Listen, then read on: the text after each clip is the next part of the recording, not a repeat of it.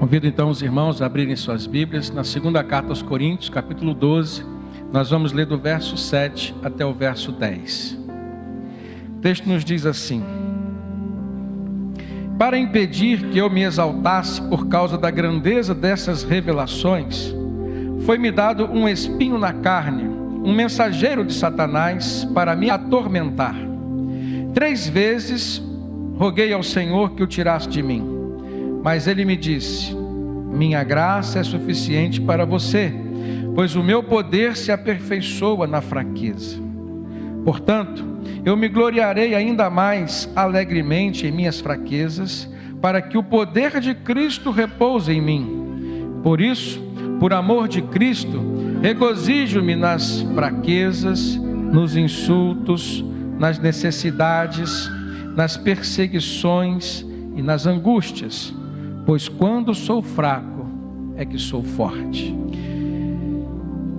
Ao vermos essa atitude do apóstolo Paulo, e a maneira como ele enfrentou esse espinho na carne, essa dificuldade que agora ele estava vivendo, nós lembramos de uma das filosofias de Aristóteles, na qual ele identificou 3 atividades básicas do ser humano. A primeira delas é a contemplativa, a segunda é a atividade prática, ou seja, a ação, e a terceira, a atividade produtiva, que seria o gesto de construir alguma coisa, a elaboração de alguns projetos a partir da inteligência e da força humana. E quando eu vejo o apóstolo Paulo escrevendo aos cristãos em Corinto, nós percebemos que ele abre o seu coração e ele vem dizer que o fato dele ter estado com Deus, de ter tido revelações sobrenaturais, as quais deu a ele a capacidade e a habilitação para se tornar um apóstolo, alguém que conviveu com Cristo, pelo menos a nível espiritual, é isso que o apóstolo Paulo está dizendo, mas para que ele não se ensoberbecesse por conta dessas revelações, e diga-se de passagem, por conta de tantas outras experiências que o apóstolo Paulo estava vivenciando após o momento em que ele começou a trabalhar como apóstolo, a servir a Cristo. Lembrando que o apóstolo Paulo orava e as pessoas eram curadas. Lembrando que o apóstolo Paulo já orou por alguém que estava morto e essa pessoa ressuscitou. E diversas outras passagens nós vamos ver Paulo experimentando coisas sobrenaturais na sua vida. E aqui ele compreende que para que ele não se tornasse uma pessoa soberba espiritualmente, ele disse que foi dado a ele um espinho na carne, algo que o atormentava, algo que o incomodava. Ele não disse o que é. Muitos teólogos tentaram acertar alguma coisa, sugerindo, por exemplo, a sua enfermidade na visão. Ele tinha uma enfermidade na visão, mas eu creio que aquilo que atormentava ele na carne era algo muito mais profundo do que isso. Alguns teólogos acham que poderia ser uma acusação por conta de algo que ele havia feito no passado. Lembrando que Paulo, quando ainda era o Saulo, perseguidor dos cristãos, foi quem tinha liderado o apedrejamento e a morte de Estevão, o evangelista. E com certeza ele carregava consigo essa dor, esse remorso, esse arrependimento. Coisas do velho homem, coisas da velha criatura, mas que em Cristo Jesus já haviam sido o quê? Canceladas, perdoadas, toda a sua culpa já havia sido retirada. Mas de repente, vamos supor que aparecesse alguém e sempre o acusasse daquele pecado no passado. Isso traz um certo desgosto, isso traz um certo descontentamento, isso atormenta o nosso ser. Poderia ser, por exemplo, a família. Paulo, com certeza, era alguém que tinha família, porque pertencia ao Sinédrio, antes de ser o apóstolo Paulo, e que para exercer o seu ministério teve que viajar muito, e a sua família ficou, não desamparada, mas ficou desprovida da sua presença, e talvez isso o atormentasse sim, mas ninguém sabe dizer especificamente o que era esse espinho na carne, mas que não era algo que de fato trouxesse conforto a ele. E ele diz especificamente que era um mensageiro de Satanás. Então, de todas as possibilidades levantadas, a que eu creio será mais provável era que alguém o procurava, acusando-o de alguma coisa. Porque a figura de Satanás na Bíblia é de ser o acusador. de ser aquela pessoa que vem normalmente tentando nos desviar do caminho do Senhor, tentando fazer com que a gente desista de uma missão dada por Deus, tentando fazer com que a gente não compreenda os propósitos de Deus para a nossa vida. Então Paulo abre o seu coração, falando do seu estado emocional, falando da sua vida. E na verdade, ele vem mostrar para nós como que nós devemos enfrentar e vencer esses momentos difíceis, nos quais nós lidamos com as nossas fraquezas. E ele fala dos seus sofrimentos, ele fala das suas perseguições, e tantas outras situações que às vezes nós passamos hoje, tal como o apóstolo Paulo passou. Eu creio que nesse texto nós podemos encontrar uma fórmula para nós enxergarmos o como vencer esse esgotamento físico, emocional e até mesmo espiritual. E que tantas vezes nos faz pessoas abatidas, mas como Paulo diz, nunca destruídas. Porque nós temos a graça de Cristo que nos acompanha. E temos a consolação do Espírito Santo. Então Paulo, ele fala sobre o seu estado, mas ele aponta um caminho dado por Deus, foi o caminho do diálogo com o Senhor, o caminho da contemplação. É essa atividade contemplativa que Aristóteles já havia falado antes. Então, o contemplar, irmãos, não é simplesmente você poder ver, poder escutar, colocar em ação os sentidos da sua vida. Mas o contemplar transcende os nossos sentidos. E a contemplação do agir de Deus, nesse caso especificamente, é algo que demanda de nós o aguçar da nossa fé e demanda de nós também oração. Foi isso que o apóstolo Paulo apontou como solução. E foi nesse agir, através da oração e da contemplação, que ele encontrou de fato o caminho e a solução para o seu problema. Que nem sempre nós veremos uma solução dada por Deus de imediato. Mas nós veremos, por exemplo, o porquê. Às vezes nós não vemos a solução, mas encontramos a razão. E foi isso que o apóstolo Paulo compartilhou nesse texto. Então nós aprendemos que Deus deseja o melhor para os seus filhos. E por esse motivo, no caso de Paulo, ele quis impedir que Paulo se exaltasse, que Paulo se tornasse essa pessoa soberba espiritual por causa das revelações que ele já recebera, por causa das experiências pelas quais ele estava passando, por causa dos milagres que Deus estava fazendo através da sua vida. E eu aprendo, irmãos, que Deus só prometeu exaltar a vida daqueles que se permitiram passar por alguma situação de humilhação. Lembrando das bem-aventuranças, são os humilhados que serão exaltados, são os que choram que serão consolados.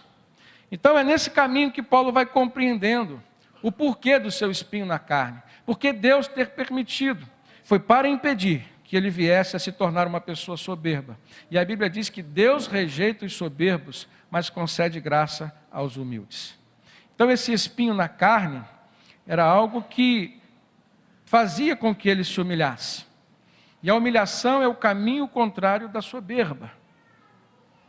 A humilhação é o caminho contrário da exaltação. Se nós queremos continuar vivendo debaixo da graça de Cristo e presenciar os milagres que Ele faz na nossa vida, nunca nós poderemos nos tornar pessoas soberbas. Eu trago um exemplo do Antigo Testamento. Provavelmente os irmãos já ouviram a história de Naamã, o grande general sírio. Um homem famoso, um homem poderoso, e que no tempo do profeta Eliseu, foi diagnosticado em Naamã a doença da lepra. E naquele tempo lepra não tinha cura. E uma menina que trabalhava na casa de Naamã, que tinha sido levada como escrava numa das guerras, ela deu testemunho acerca do poder do seu Deus, do Deus em quem ela acreditava, do Deus a quem ela servia. E ela deu testemunho na sua casa, para a sua senhora, a esposa de Naamã, de que ela já tinha visto Eliseu, em nome de Deus e pelo poder de Deus, operar milagres de cura. Então Naamã foi até lá. De alguma forma ele foi em busca da cura.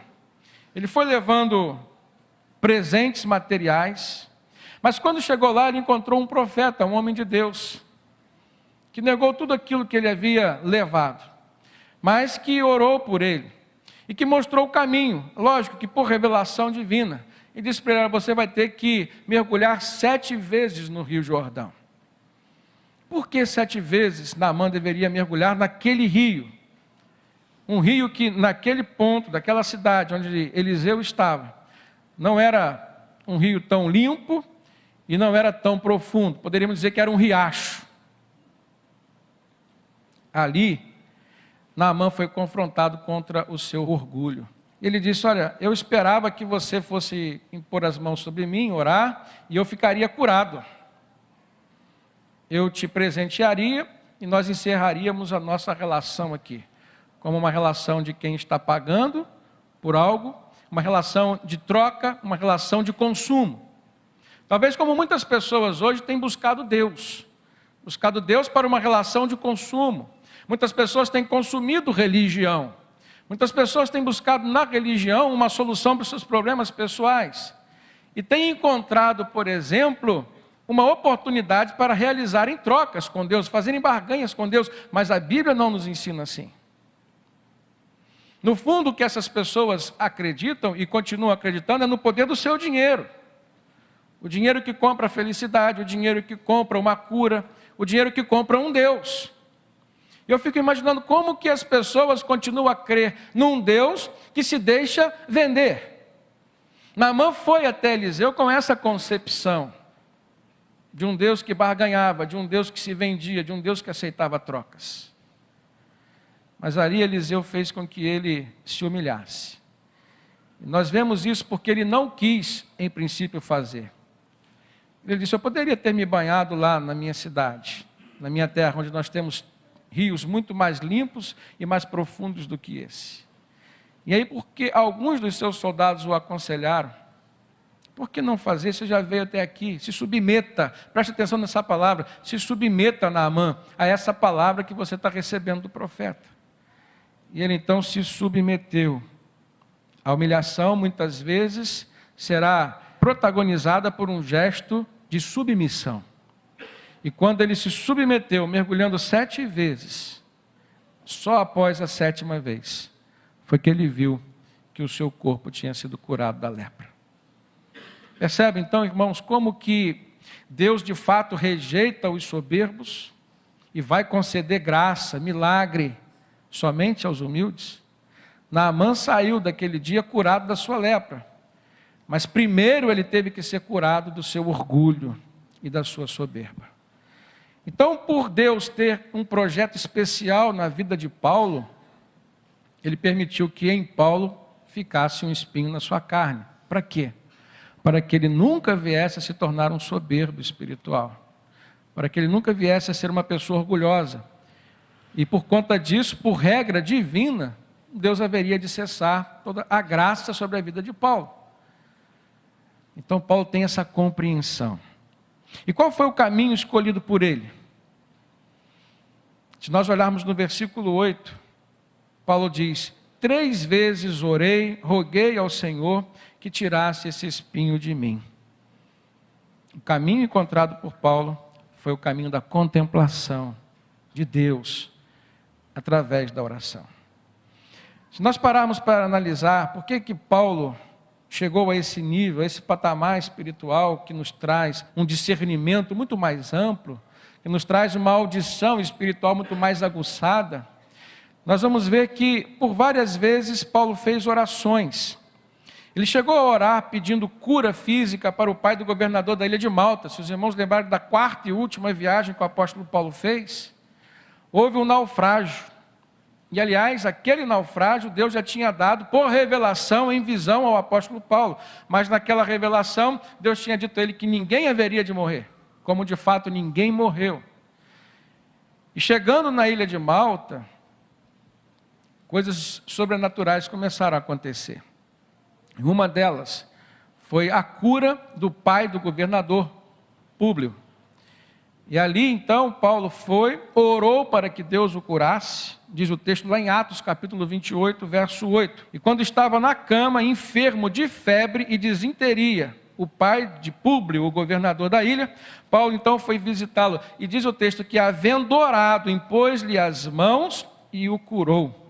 E tendo acontecido isso, irmãos, o texto diz que muitas pessoas doentes que estavam na ilha vieram até Paulo e também foram curadas.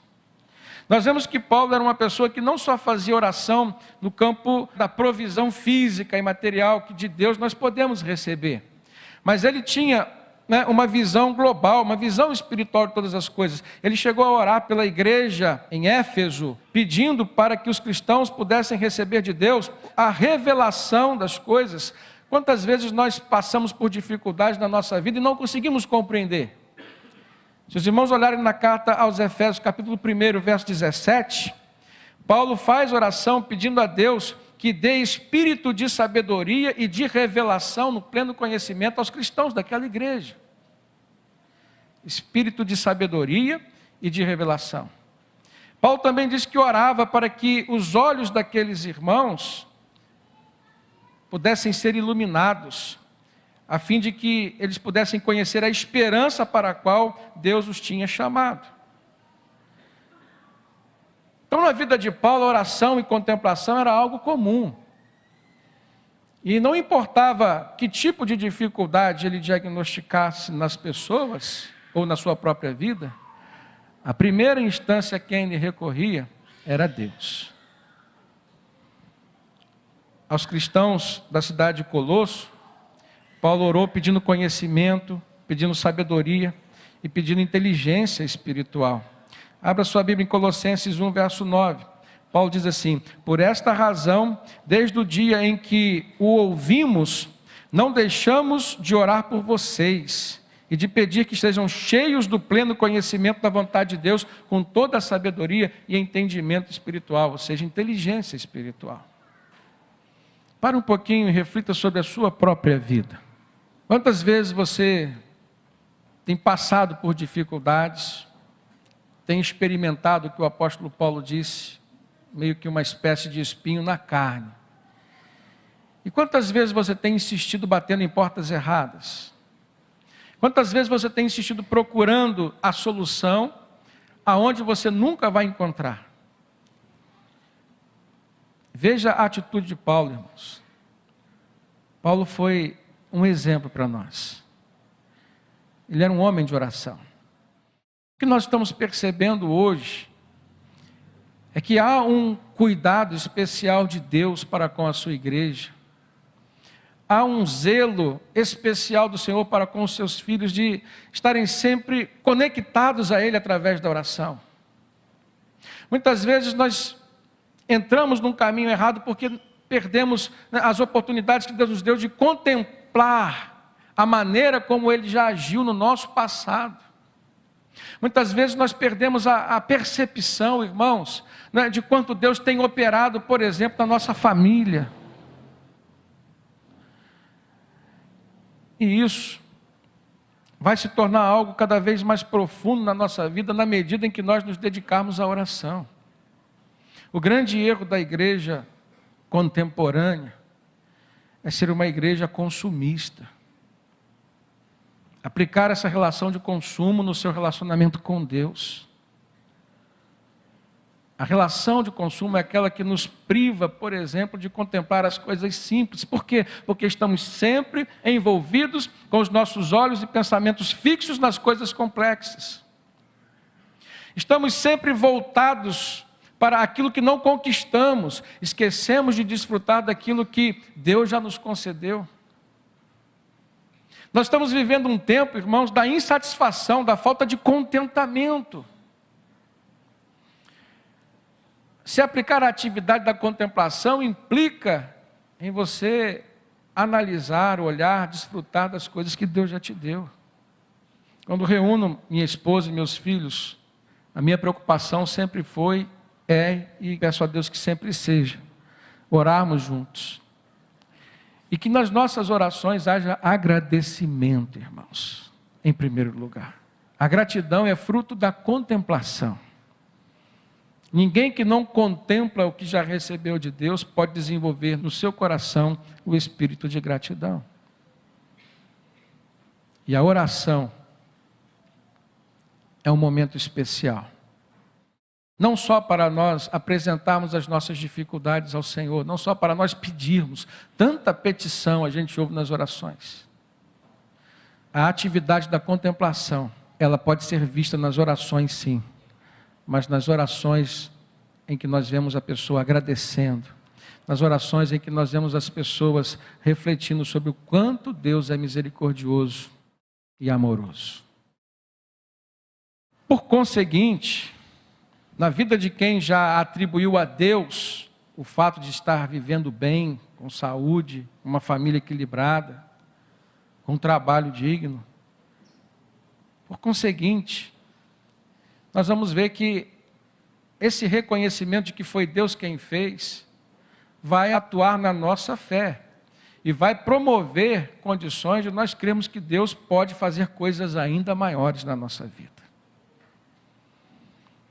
Então, a grande oportunidade que nós temos de crescer na fé e vermos milagres ainda maiores na nossa vida, acontece no momento em que nós contemplamos o que Deus já fez e oramos agradecendo e desenvolvendo um relacionamento puro e aberto com Ele.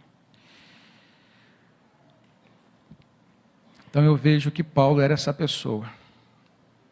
Independente das circunstâncias, ele estava orando. Se era algo bom, ele agradecia. Se era uma dificuldade, ele suplicava.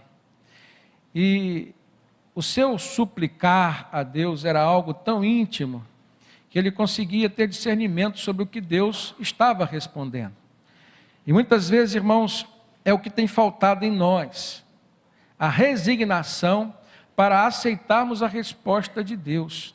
E na verdade eu percebo que tanto a resposta negativa de Deus, quanto aquela em que Ele manda aguardarmos, é positiva. Porque se vem de Deus é bom. Porque se vem de Deus para nós, vem com um compromisso de promover a nossa edificação. Lembrando que Romanos 8, 28 diz que todas as coisas contribuem para o bem daqueles que amam a Deus, daqueles que são chamados segundo o seu propósito.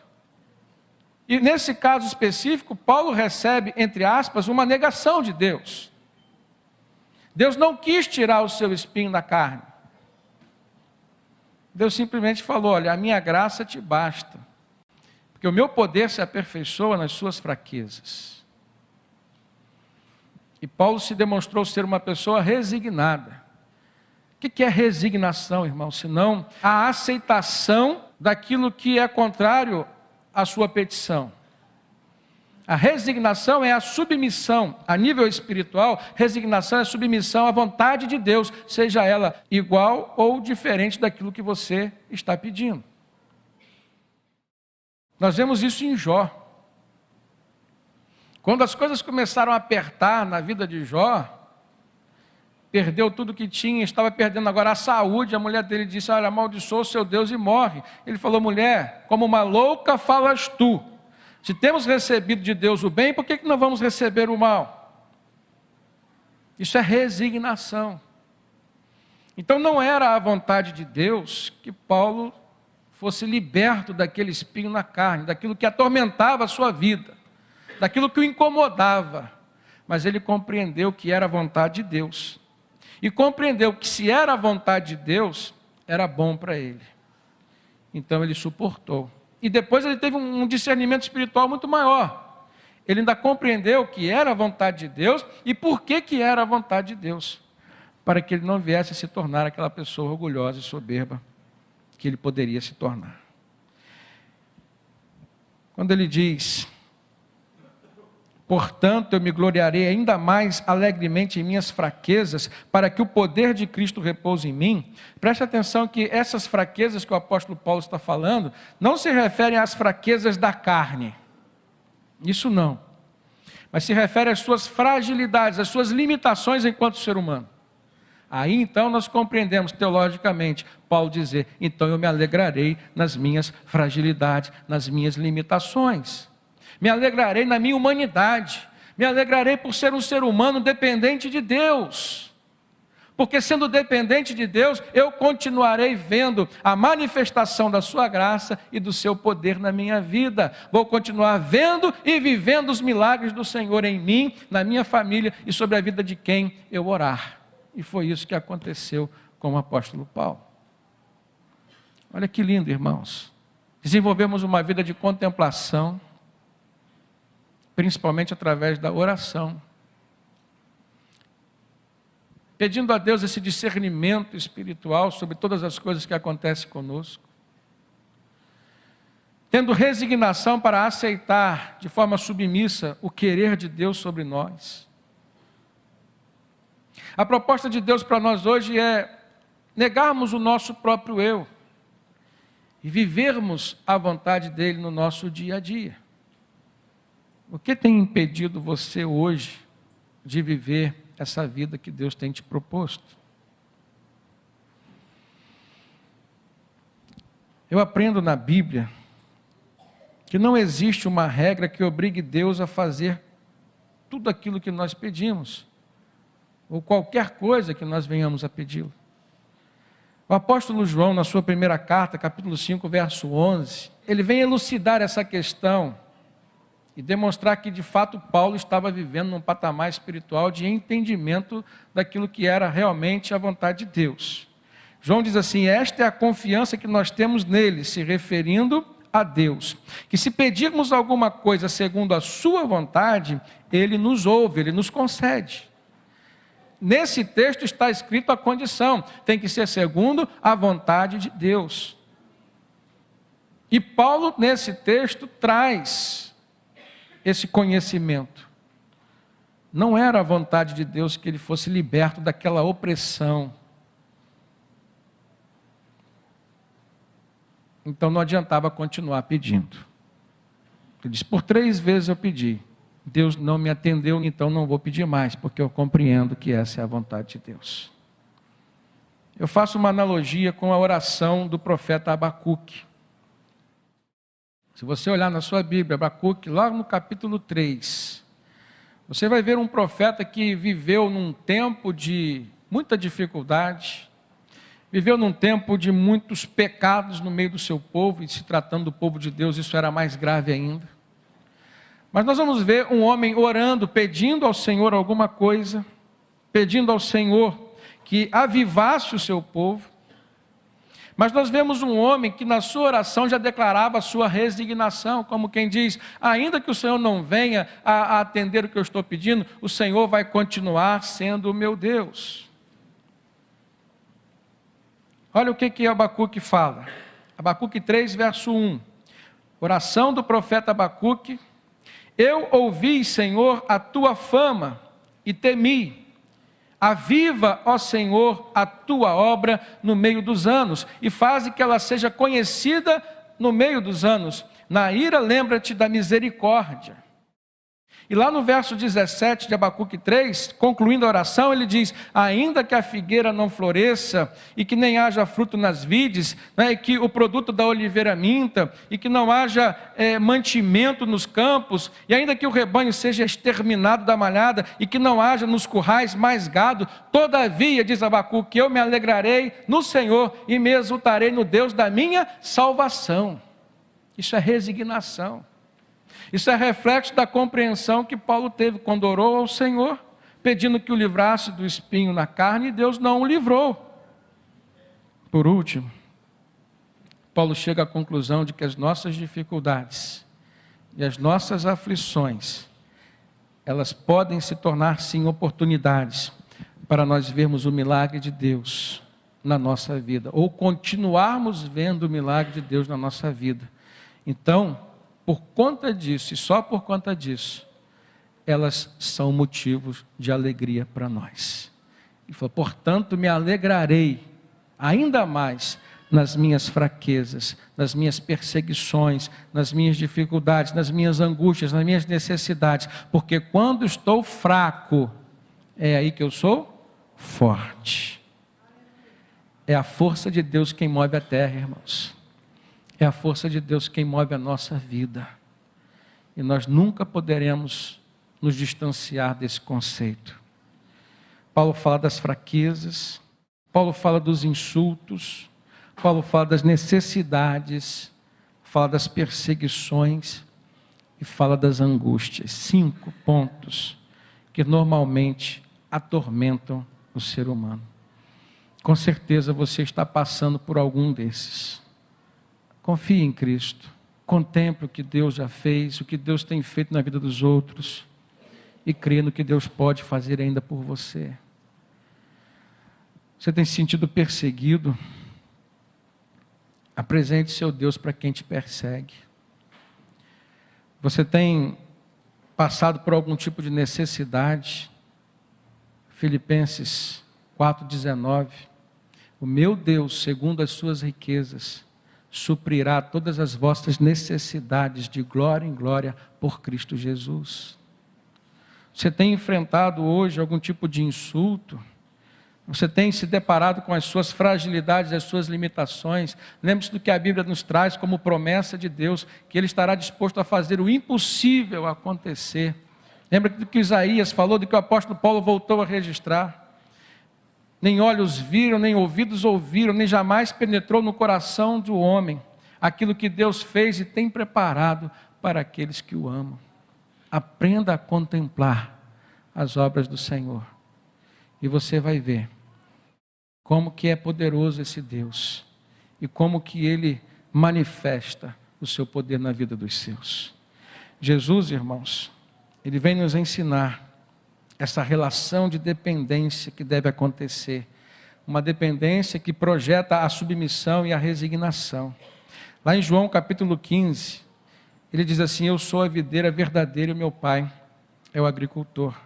Depois ele diz: todo aquele que permanece em mim, eu permanecerei nele. Depois ele diz: eu sou a videira e vós sois os ramos. Se alguém permanecer em mim e eu nele, esse dá muito fruto, porque sem mim nada podeis fazer.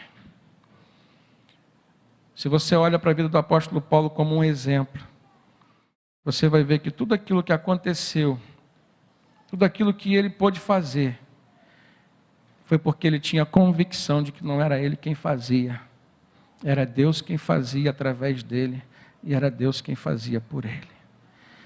Que a igreja de Cristo Jesus hoje possa viver assim, irmão, com esse discernimento espiritual.